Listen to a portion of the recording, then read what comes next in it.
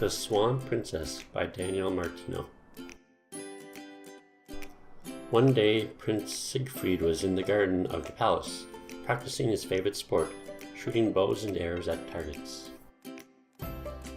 After a little while, an elderly woman with a kind face approached the prince and said, "Tomorrow is the dance to choose a girlfriend. Tradition says that on the day of your 18th birthday, you should present your future wife."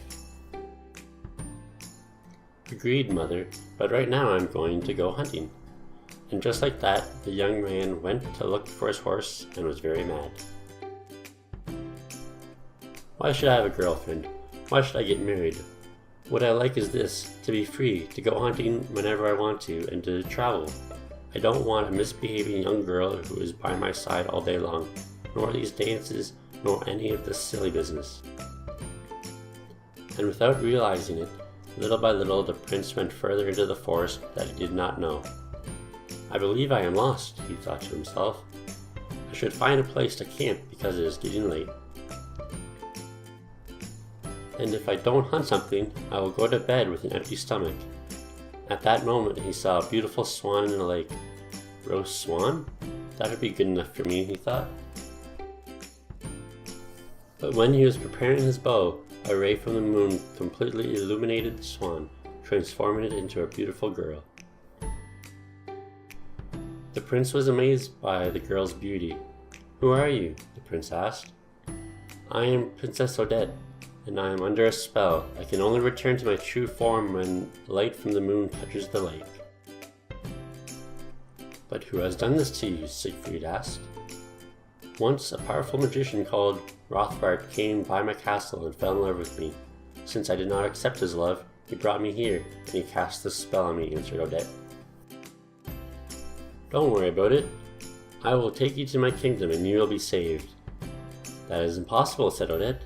"As soon as the sun comes out, I will turn into a swan again. Also, every night Rothbart comes to ask me if I will marry him. Why would today be any different?" A man suddenly appeared and said, "As soon as I kill this intruder, I will ask that same question again." "Oh no," said the princess. "Rothbart!" exclaimed Odette. Right then, before the eyes of the prince and princess, the magician transformed into an enormous dragon. The dragon shot a terrible flame at the prince.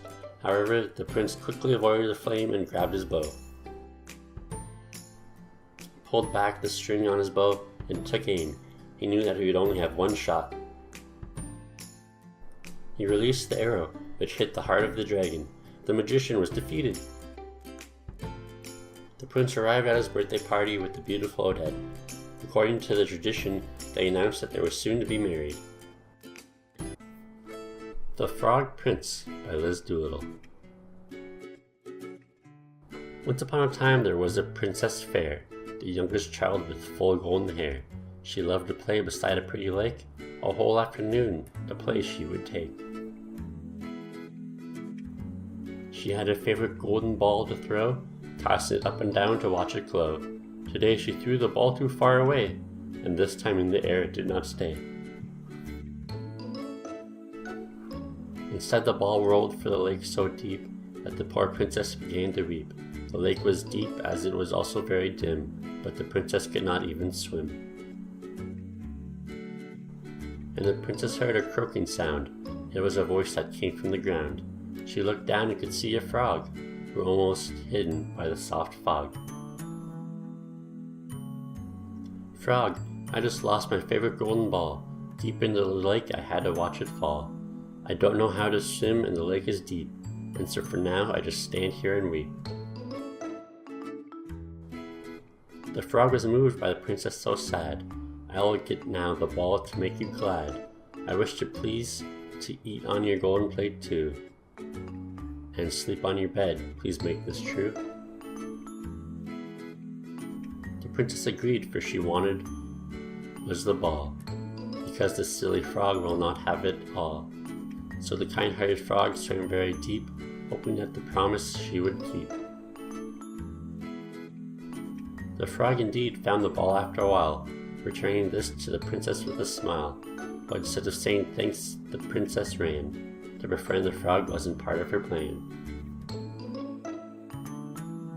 The frog soon knocked on the castle door. "Please keep the promise you made before. I retrieved for you the golden ball like I said. You promised I could dine and sleep on your bed." As soon as her father heard this, he was very mad. To break such a promise was very bad. The king therefore welcomed the frog inside, and the princess could not run or hide. She was angry that they shared the same plate. The idea of sharing a bed filled her with hate. She did not want her father mad once more, but she would make the frog sleep on the floor. The princess had the frog go into her room. Sharing her space filled her with dark gloom. The frog went to the floor when she went to bed, and she did not keep her promise like she said. The frog began to sniffle and then to cry. The floor was cold and the bed was too high. "Princess, I promised to get you your ball. Don't you want to befriend me at all?" But then her heart grew soft and she felt bad. The frog kept his promise and she made him sad. She decided to pick up the frog from the floor. "I'll treat you now much better than before." "I'm sorry for being so impatient and so mean. All happened because you're slimy and green. But now I'd like very much to be your friend. Therefore I will no longer have to pretend." Suddenly the frog transformed into a prince, because the frog had been cursed ever since. He needed a princess to break the spell, and her change of heart did him so much well.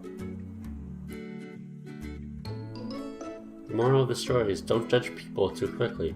There may be times that you will judge people by the way they look. Refusing to be their friend because you don't like their looks. You have to get to know the person better. It is also important to keep one's promises. Mary's Child by Liz Doolittle. Once there was a poor woodcutter and his wife, and they lived a very miserable life. They had a little girl they couldn't feed, for money and food was a great need. As he toiled away in the forest deep, the poor woodcutter began to weep. All of a sudden there was a blinding light. The woodcutter gasped in fright. There was a lady with a crown of stars on her head. She said, "Woodsman, there is no need to feel dread. Bring me your daughter, I'll give her care. I will be her mother, this I swear. She won't feel pain or hunger at all. This will happen if you heed my call." The little girl felt Mary's motherly love, and Mary took her to live in paradise above.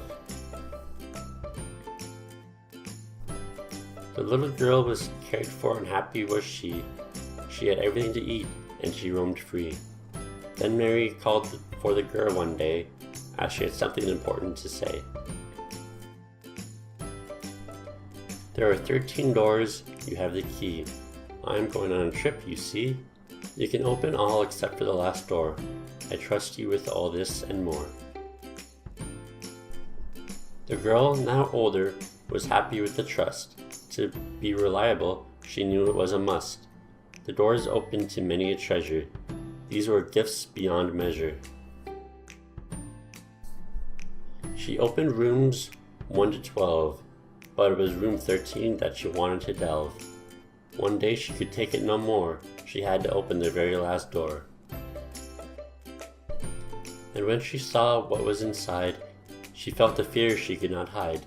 Mary knew that the girl had something to hide. She asked if the girl would open the last door, and she lied. Mary was sad because this was a test. She had thought the girl would try her best, so Mary made her mute and sent her back to earth, until she realized honesty's worth. Now it happened that a king passed by, as the beautiful girl had fallen from the sky. The king married her, and she gave him a son. But the Blessed Mary was not done. She came to the princess and asked for the truth. But the young lady was stubborn in all her youth. She then lied to Mary once more, that she didn't open the 13th door. So Mary took away the princess's son. The king and his people couldn't believe he was gone. They wanted her death, to burn at the stake. and the princess felt fear in her wake. As she was surrounded and ready to burn, she called for Mary, and she did yearn. She asked for forgiveness that she had lied, and Mary was happy she did not hide. Mary returned the little prince, and everyone knew just what the princess had to go through.